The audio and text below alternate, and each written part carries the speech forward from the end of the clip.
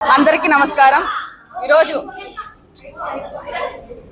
జిల్లా అధ్యక్షులు అనంత వెంకట్రామరెడ్డి గారి ఆధ్వర్యంలో అనంతపురంలో ఈరోజు మహిళా దినోత్సవం జరుపుకోవడం ఎంతో సంతోషకరంగా ఉంది।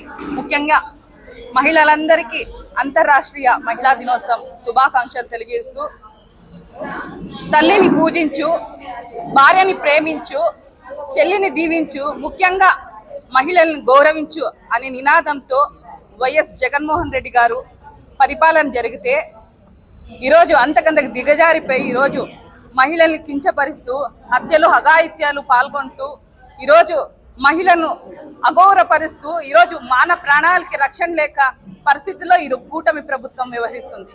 గతంలో జగన్మోహన్ రెడ్డి గారు మహిళలకి ఇంటి వద్దకి పరిపాలన అందించి, పింఛన్లు అందించి, అలాగే సంక్షేమ పథకాలు, అలాగే గృహికి ఇళ్ల పట్టాలు అందించి, అలాగే చేయితోడు అనేక సంక్షేమ పథకాలు మహిళలను ఉన్నతంగా అభివృద్ధి పొందేలా దశ దిశల్లో తీసుకొని వెళ్ళి ముందు కొనసాగించే అడుగులు వేస్తే ఈరోజు మహిళల్ని నట్టేట ముంచిన ప్రభుత్వం ఏదైనా ఉందంటే సంక్షేమ హామీలు నెరవేర్చకపోగా ఈరోజు తుంగలో తొక్కిన అనుభవం। ఎవరికైనా న్యాయం జరిగిందంటే కేవలం ఒక మహిళకు మాత్రమే, హోంమంత్రి గారికి మాత్రమే ఈరోజు న్యాయం జరిగింది తప్ప ఆమె కూడా ఈరోజు మహిళలకు రక్షణ ఇవ్వలేదు। కానీ ఏదైనా అన్యాయం జరిగిందంటే వాళ్ళకి ప్రొటెక్షన్ ఎలాగే ఇస్తుందంటే వాళ్ళ నాయకులే ఈరోజు హత్యలు అఘాయిత్యాలు జరిపితే ఒకే ఒక ఎన్కౌంటర్ జరుగుతుంది, అది వాటర్ ఎన్కౌంటర్ అంట।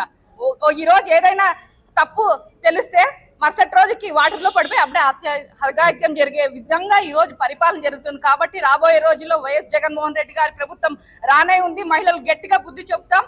మళ్ళీ ఒకసారి జగన్మోహన్ రెడ్డి గారు కావాలని మహిళలందరూ ఈ అంతర్రాష్ట్రీయ మహిళా దినోత్సవం గట్టిగా కోరుకుంటున్నాం। ఇటువంటి అవకాశం ఇచ్చినందుకు మీరందరికీ ధన్యవాదాలు తెలుపుతున్నాను।